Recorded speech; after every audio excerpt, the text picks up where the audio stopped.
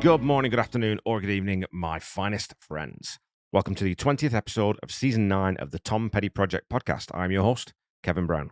This is the weekly podcast that digs into the entire Tom Petty catalogue, song by song, album by album, and includes conversations with musicians, fans, and people connected with Tom along the way. I hope that you all really enjoyed the guest December episodes that I put out last month. It was a lot of fun to chat to so many fantastic people, and I still have my 10 questions with Mark Lindsay for you this Friday. I simply ran out of time over the Christmas week to get that one edited, so it'll be an early 2024 bonus episode for you. I hope everyone had a really great holiday break. We celebrated with family, music, beer, and way, way too much food. Exactly the way I like it. I also just wanted to wish everyone a very happy new year. I hope it's full of love, laughter, and time spent well. I always say at the end of the episodes to try to say I love you to someone at least once a day. And I'm not being glib or trite when I say that. And I find the act of doing that makes me feel good just as much as it hopefully improves the mood of the person I've said it to. 2023 was a challenging year for so many people, and this year will be much the same in many parts of the world and many parts of our respective societies. So any small acts of kindness you can do to help people with their day, they're always going to be appreciated. Now, look, I'm at risk of becoming a little preachy here, so I'll stop. But if we have one New Year's resolution, let's make it an overabundance of kindness.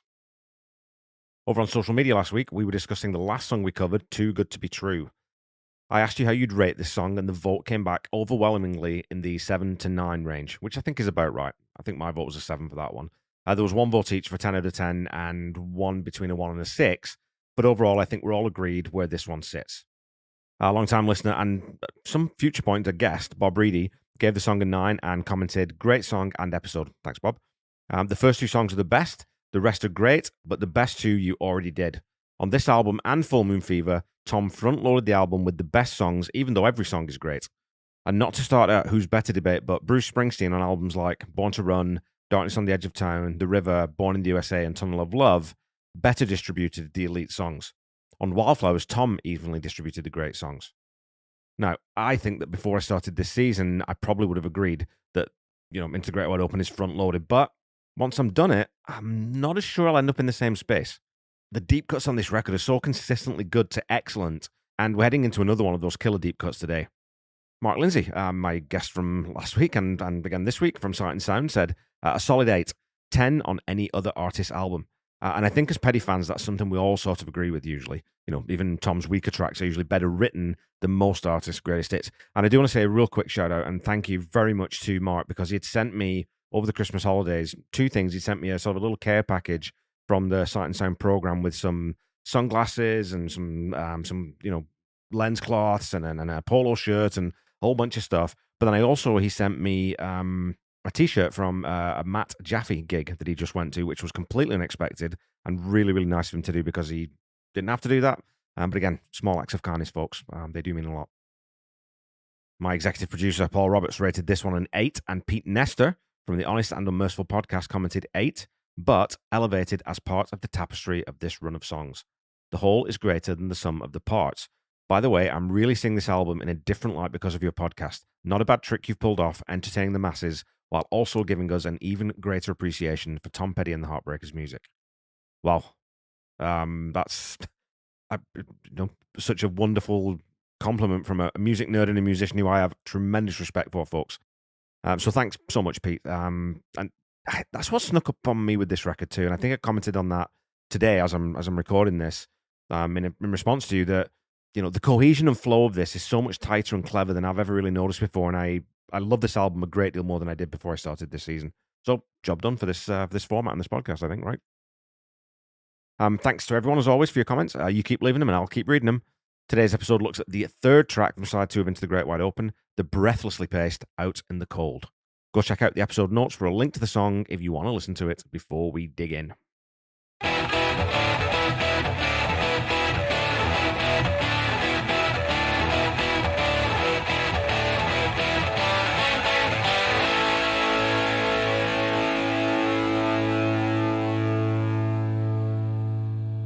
In Conversations with Tom Petty, Tom tells author Paul Zollo that this song was originally an idea of Jeff Lynne's. He says that's his arrangement. He started that song and then brought it to me, which was unusual. He came in and said he had an idea. It went through a lot of changes from where it was brought in, like from major to minor, but he kicked it off. He concludes, it wound up being a good rock and roll song. It's nothing earth-shaking, but it's a good rock and roll song. And though a good rock and roll song it is, the track was never played live after the tour for the album wrapped up, and was last played on both nights of a two-night stand in Hamburg, Germany. The song opens as it means to go on, furiously.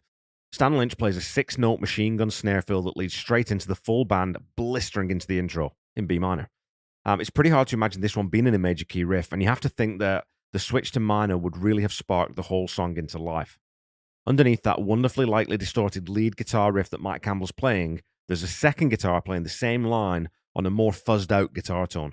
And they're sort of balanced slightly into the left and right channels, so you can make them out. So that riff, though only playing single notes, still has some meat to it because of the doubling and the different tones being used. The rhythm guitar is just chugging power fifths, with the bass guitar drilling out the eighth notes of each chord. So immediately, the song has a sense of breathless momentum that doesn't let up through the entirety of the track until the very, very end. And we'll get to that. After that 8-bar intro that ends on that big 2-chord push and Stan Lynch's 6-note fill again, we head straight into the first verse. The day fell down, the air got cold, I walked out in the street. Straight away, this one to me becomes a very close soulmate to Running Down a Dream. It has that same driving power to it, the same guitar-forward melodic hook, but a dark rather than a sort of a light or more hopeful theme and lyric. In this A section, that muted, chugging rhythm guitar becomes more fully palm muted, and it sounds like it has a little less distortion on it as well. It's also joined by a brighter guitar playing broken chords. The chord progression follows through the intro, B minor, G, E for 2 bars each. It then changes to land on an E minor 7th for this first pass through. The second time through, however, it lands back on the A major, with Stan Lynch then thundering his floor toms into the chorus. So we're getting in, we're getting out with this thing. It's not hanging around. Tom is holding his vocal here right on the edge of that clean, natural voice that he uses, but threatening to jump into his harder edge tone at any moment. It keeps both the tension and suspense high throughout the instrumentation and melody. Heading into the chorus, the doubled riff comes back in, and we have a wide open distorted guitar playing those broken chords again, and the chugging rhythm guitar drops out to leave the bass keeping that pace up. We need this slight change here too to leave some space for the call and response vocals in this section. We get Tom singing the lead line and then a big harmony, it's like probably 3-part harmony vocal singing that next line back. There's also a not so subtle change here that makes the B section feel slightly faster. Through the intro and verse section, the chord changes happen after 2 bars, but in the chorus, there's a chord change on every 4 beats instead of every 8. So without actually changing the tempo or the time signature, the song feels like it has a slight pickup. On the 8th bar of the chorus, we get that fantastic descending run on the lead guitar from Mike Campbell. It drags into an extra 9th bar as the instrumentation dies off before that signature 6-note fill on the drums drives us back into a 2-bar instrumental break into the next verse, this break just being a B minor chord from the intro for 2 bars. The second verse-chorus pair really don't do anything differently at all. There are a couple of brighter notes mixed a little higher in the right channel, on those broken chords in the verse, but the song almost just wants to get to the bridge as quickly as it can.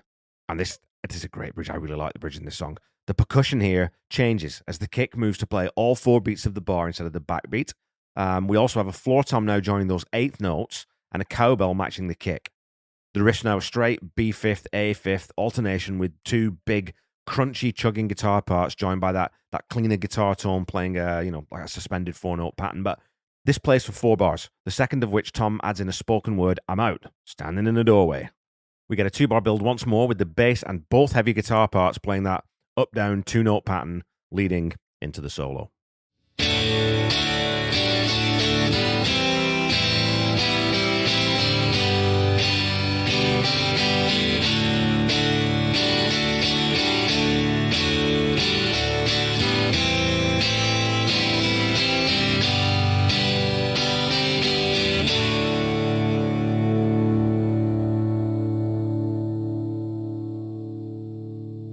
All right, folks, it's time for the first petty trivia of 2024.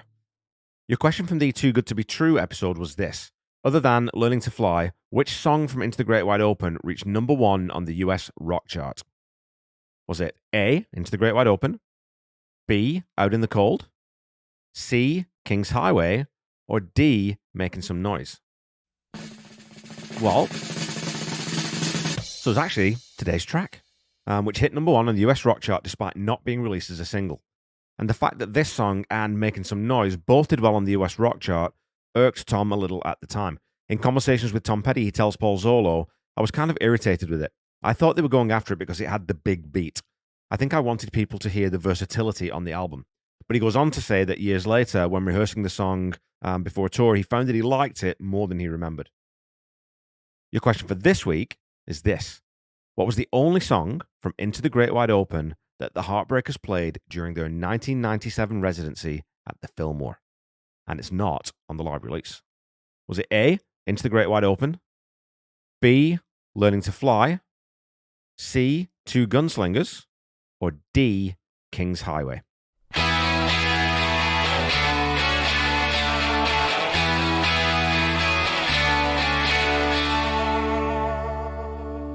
Okay, back to the song. This is where the track really strikes you as having this very running down a dream similarity, as Mike Campbell shreds a very off-the-cuff sounding bluesy solo that has, phrases that showed up during his classic Full Moon Fever masterpiece. It has all the swoops and dives and fast hammer-ons that you expect, but it's again perfectly constructed so as to maintain the careering, almost out of control tempo and feel of the track. Underneath this solo, we still have that chugging guitar and the arpeggiated part, keeping plenty of meat on the bones of this section by playing the verse progression fully through. When Paul Zollo mentions to Tom that, again, Mike's playing on that one is great, Tom says, yeah, well, he's always good. He really stepped out on that one. I remember the way he played in the stops. There were some stops where he really wowed us all. Shazam! How did he do that? Unlike Running Down a Dream, this solo doesn't lead out the song. Rather, it plays for 16 bars before leading back into that bridge pattern, with Tom adding more spoken words. I'm out, walking around, hands in my pockets, before crashing headlong into the chorus. We get a small change in this last chorus too, with Tom changing the delivery on the line with nowhere to go because he goes up an octave on that go. This last chorus also hangs on the 7th and 8th bars rather than adding that additional 9th bar before going back into the intro progression. And again, here after 8 bars, Mike Campbell plays a trademark single note solo and Tom adds some yeahs and some woos.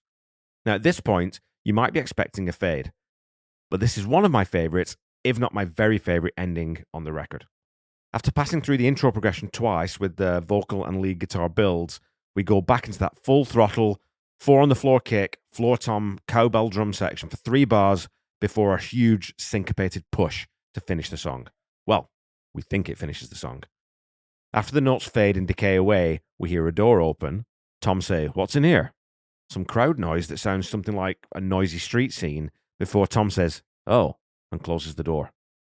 For me, this is almost like writing a movie that you know is going to have a sequel and leaving a small cliffhanger there. Or you think about something like, "It's your kids, Marty. Something's got to be done about your kids," in Back to the Future. The movie stands alone as it is, but that scene leads into the second perfectly. The ending to this song feels like the same thing, a little teaser into the next episode. Now, whether we get the sequel on this album or a future one or at all remains to be seen, but you better believe I'm going to do my best to find one. Lyrically, this one's definitely written from the point of a relationship that's soured, but again, it's written broadly enough that you can look at it through a few different lenses. The first verse is scene setting. It's the same thing he does in Something Big, where he sings, "It didn't feel like Sunday, it didn't feel like June." In this song, instead, we're told that the day fell down, the air got cold, I walked out in the street. And I love that metaphor for the onset of night. The day fell down. It's more than just a waning, it's a capitulation. And like Two Gunslingers, it has that very visual cinematic element too. Daydream for a mile or two, staring at my feet. We can see this in our mind's eye. After this, the lyrics become more focused on the misfortune that has befallen the subject of the song. Like a working boy out of luck, falling through the cracks, night rolled in, I turned back home, a hard wind at my back. So now we suspect that this walk that the narrator has been on is probably or possibly to try to clear their head. Then we get the chorus line, "I'm out in the cold, body and soul. There's nowhere to go, I'm out in the cold." So the two central ideas in that first verse are summarized by the line, "I'm out in the cold, body and soul." It's literally cold outside, which reinforces the emotional chill that this character is feeling. Verse 2 then sets the scene again. Now, though, we're seeing the protagonist awaken, seemingly disoriented and imbalanced, again, both physically and metaphorically, as they fall trying to grab their keys. And with the second half then switches again to that more introspective point of view, "I thought of you, starry-eyed, I wonder where we stand." It's now fairly apparent that the narrator simply doesn't know where he or she is at all. We then get the excellent closing line in this verse, "Did I just fall from your arms down into your hands?" And there's a clear and defined difference there between being in someone's arms, which is usually linked to security and connection, versus being in someone's hands, which has a much more dependent, helpless connotation. My life is in your hands. In conversations with Tom Petty, Tom says, "I struggled with the lyrics quite a bit. It was one of those things where you struggle and you always wonder if you got everything out of it that you could. He does go on to say, though, during that rehearsal I talked about earlier, that he found that he enjoyed the lyrics. But I think the way they're crafted belies any notion of uncertainty on his part. I love that alternating point of view in the two halves of the verse, and then the two halves of this relationship, in someone's arms and then their hands. We also get one more duality in the rhyming scheme of the chorus. Out in the cold is the first and last line in each couplet, rather than consistently the first third or second fourth. In a short, frenetically paced song like this, I think it's a really economical snapshot of the decline of a relationship, any relationship. And as I mentioned, though this one seems fairly overly narrative about an interpersonal relationship, we don't know whether the antagonist is a man or a woman. We don't know if it's marital or physical, parental. It could be a mentoring relationship, a business relationship. There's no reference to any of these elements. So although our first intuition is that this is probably a romance gone wrong, we can apply this to many, many aspects of many different lives and many different situations. And that's just damn good songwriting, and something Tom is knocking out of the park in pretty much every single track on this album, certainly lyrically. So the more I listen to this song in isolation, there's something that makes me think of it as a companion to Running Down a Dream sonically, but also there's something that connects it with Love is a Long Road thematically, in my brain at least. And I actually created a 3-song playlist with those songs sequenced with Running Down a Dream first, this one second, and then Love is a Long Road last. You get that, from this song, followed by those opening synth chords. And man, does it play well. I think I'll call it the Down and Out EP.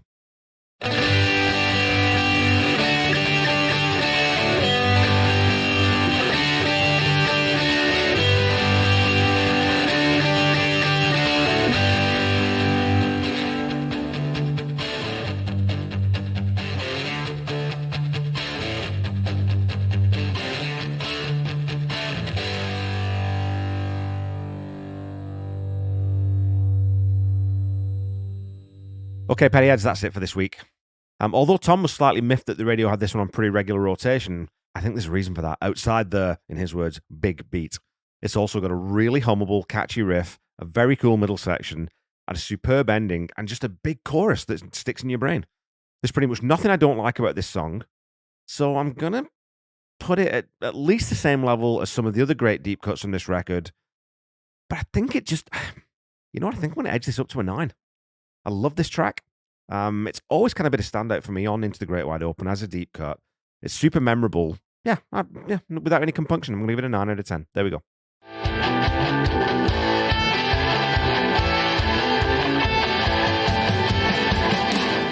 Hey, I'm Corey.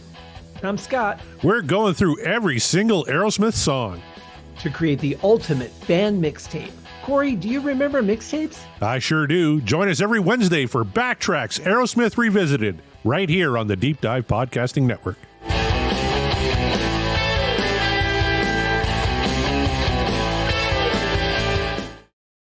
The Tom Petty Project is a proud member of the Deep Dive Podcast Network. Go check us out on Twitter at DeepDivePodNet. You can also check out my other podcast, Seaside Pod Review, a Queen podcast that I do with my best friend Randy, who, as you know, or some of you should know, that performs all the music that you hear in this podcast. And also check out the Ultimate Catalog Clash that I co-host with the hardest working man in podcasting, Corey, the legend, Morissette. Don't forget to follow me on Facebook, Instagram, Threads, and YouTube at The Tom Petty Project, and on Twitter at Tom Petty Project. Go follow, like, subscribe, do all those things for me if you can. Leave a review or a rating, and a rating if you haven't done that already, including on Spotify, which now allows those types of things. Keep talking to me on social media, and I'll keep reading out comments on the show. As a weekly reminder, the Tom Petty Project is not affiliated with the Tom Petty Estate in any way. When you're looking for Tom's music, please visit official streaming platforms or go buy some music from your independent record seller. They'll order in for you. Just go speak to people who have businesses who are multi-billionaires. If you're looking for official merchandise, go to tompetty.com. And if you're looking for merchandise for this show, please go to tompettyproject.com. Don't forget to check out the Tom Petty Nation and Tom Petty Fans Forever groups on Facebook. If you're not already a member, there are lots of very cool people in there, including one Dana Petty. I think Adria hangs out sometimes in TPN, and there's a few people in there who you're going to want to listen to what they have to say. Until we meet again next week, keep listening to and sharing Tom's music. Try to be kind. Try to say I love you to someone at least once a day. Remember, little acts of kindness. Stay safe and healthy, and I'll be back with you next week to talk about the 4th track from side 2 of Into the Great Wide Open. You and I will meet again. Bye-bye.